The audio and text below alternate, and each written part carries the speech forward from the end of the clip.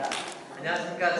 일단 제 소개를 먼저 하도록 하겠습니다. 저는 국회 법제사법위원회에서 근무를 하고 있는 백장훈 조사관이라고 합니다. 저는 이제 국회 내에서 여러분도 아시다시피 그 민주주의하고 이제 국회의 조직과 기능을 강의를 하고 있습니다.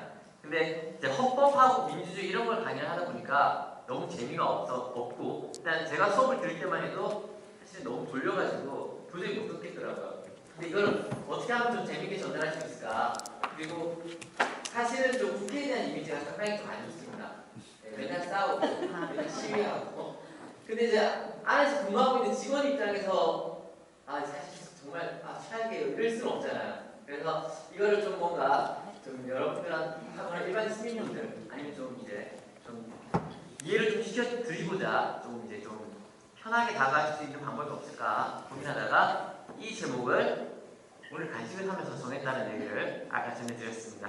자, 일단 강의를 시작하기 전에 마음이 편해지는 사진을 먼저 한번 보도록 하겠습니다. 자, 이 사진입니다. 여러분 이 사진을 보면서 힐링을 하시면 되겠습니다. 뭔가 조금 이상하죠? 요거 이 사진을 보시고 어떤 기분이 드십니까? 자, 여기 맨 앞에 흰색 옷을 입은 예쁜 여성 선생님. 자, 저 사진을 보고 어떤 기분이 드시죠? 이 사진 하니까 이거 네, 왠지 이거 지금 좀 잘못 정렬되어 있어서 좀 맞춰줘야 될 것 같은 기분이 드시죠? 자, 그러면 다음 사진입니다. 맛있는 케이크 사진인데요. 자, 이 사진도 뭔가 마음이 편해지는 사진이라고 제가 보여드렸는데 뭔가 좀 불편하신가요? 네. 그래요? 자, 이 사진입니다. 자, 이 사진은 뭔가 좀 이상하죠, 이거. 이것도 뭔가 마음이 불편해지시나요? 근데 저기 뭔가 사인이 숨어 있을 수도 있잖아. 그죠? 그럼 다음 한번 보겠습니다. 자, 요거는 이제 뭐가 다 정렬되어 있는데 요거 하나만 삐딱하게 되네요. 자, 어떠세요? 이걸 보면 여러분 마음이 편안해지십니까? 불편해지십니까? 불편하구나. 자, 한 번 더 보겠습니다. 이겁니다. 자, 이거 누가 공사하다가 좀 잘못 공사한 거 맞죠? 화장실 변기가 잘못 옆으로 틀어져 있는데 이게 잘못 틀어진 걸까요? 아니면 원래 있는 걸까요? 그거는 알 수가 없죠. 알 수가 없는 상황이에요. 네. 사실은 제가 이거를 보여드린 게 우리가 보면은 뭔가 다른 뭔가 하나에 대해서 뭔가 넌 틀렸다, 넌 잘못했다, 이게 지금 잘못되어 있는 건 아닐까라는 생각을 저희가 은연수 중에 하고 있었던 겁니다. 근데 그게 맞는 걸 수도 있어요. 나머지 사람들이 다 틀리고 그 소수 한 명이 맞는 걸 수도 있는데 우리는 은연중에 그 한 명이 틀렸다는 생각을 가지고 있습니다. 그래서 이게 민주주의랑 어떤 관계가 있냐? 자, 헌법 1조 1항입니다. 대한민국은 민주공화국이다. 엄청 멋있죠? 네. 사실은 이 대한민국은 민주공화국이라는 말에서 민주 그리고 공화국. 그래서 대한민국은 민주주의를 채택하고 있고 공화국, 대통령을 뽑아서 나라를 운영하고 있습니다.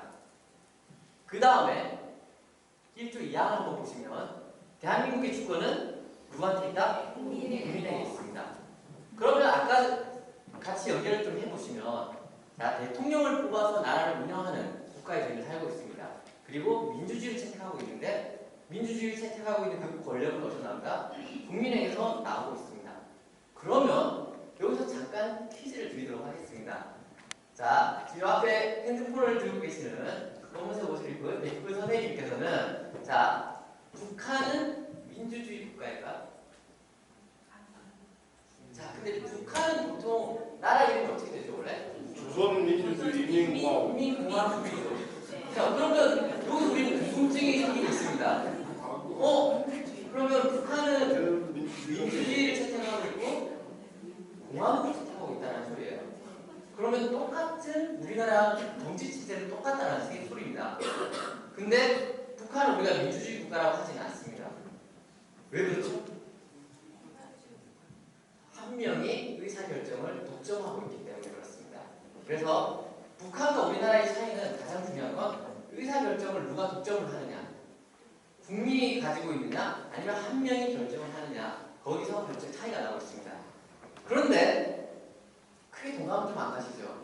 네. 왠지 우리나라도 한 명이 의사결정을 다 하는 것 같고 우리 국민들의 의사에 따라서 나라가 운영되는 것 같은 기분은 안 들고 있습니다. 그래서 자, 우리나라는 뭘 채택하고 있냐면 대의제 민주주의를 채택하고 있습니다. 대표를 뽑아서 국민의 의사를 국가의 정책이나 집행 과정에 반영시키는 체제를 채택하고 있는데요. 저희가 국민의 대표를 뽑죠. 누구? 대통령과 국회의원 두 가지를 뽑고 있습니다.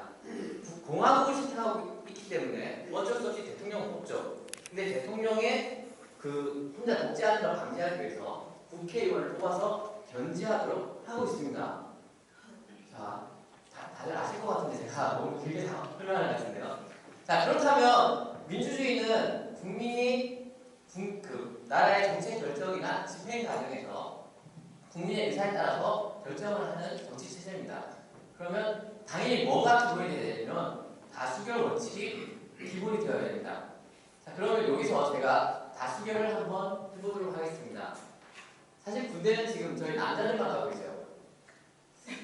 제가 왠지 좀 국방비를 좀 절약하기 위해서 여자분들도 이제 30세가 되기 전에는 군대를 무조건 한 1년 정도는 갔다 와야 된다. 이걸 좀 정책으로 좀 추진하고 싶습니다. 자, 그러면 지금 여기 앉아 계시는 국회의원들의 투표를 시작하도록 하겠습니다. 제 정책에 찬성하시는 분? 네요. 자, 그러면 반대하시는 선생님들 계세요? 자, 그러면 찬성이 많기 때문에 앞으로 내년부터는 여자분들은 30세가 되기 전까지는 군대를 가도록 하겠습니다. 아, 선수가 넘었기 때문에. 그렇죠? 자, 자기 일 아니라고 그냥 막 손을 드시는데. 자, 근데 여기서는 가장 큰 문제가 있었습니다. 다수결 원칙은 맞죠? 근데 어떤 문제점이 있었을까요? 소수에게 무시될 수 있습니다. 뭐 예산 문제, 뭐 소수 문제 이렇게 하잖아요. 근데 사실은 딴 걸 떠나서 반대하시는 분들의 목소리를 우리가 들어본 적이 없어요. 네. 다수결 원칙대로 의사결정을 하는 건 맞는데 그 반대하시는 분들의 목소리를 들어야 된다는 거죠. 그리고 이 반대하시는 분들의 목소리를 듣고 아, 이게 설득력이 있다. 그럼 그 의견을 반영해서 다수의 의견을 수정할 수 있어야 되는 겁니다. 그리고 수정뿐만이 아니라 이 사람들의 견해와 이렇게 얘기를 해서 서로 설득과 그게 가서 그 반대하는 사람들이 그래, 난 이 의견에 반대하지만 다수가 그렇게 한다 그러면 우리는 따라가겠어 라고 하는 그 과정을 전혀 거치지 않은 상태에서 다수결을 했기 때문에 이거는 다수결이 아닌 거죠. 네, 이런 다수결을 뭐라고 하냐면 형식적 다수결이라고 합니다. 단순히 숫자가 많다는 거죠. 자, 그런 다수결이 아니라 자, 다수결이 장땡이 아닙니다. 장땡은 좀 표현이 이상한데요. 그래서 어떤 거냐면 상대가 다를 수 있음을 인정하는 상대주의 이거를 깔고요. 그리고 무조건 숫자가 많은 다수결이 아니라 그 소수에 대해서 그 이야기할 기회를 주고 그 사람의 설득과 대화의 과정을 거친 실질적 다수결이 지금 우리가 채택하고 있는 민주주의의 핵심입니다. 그래서 의사결정할 때는 실질적 다수결에 의해서 결정이 되어야 된다. 자, 이겁니다.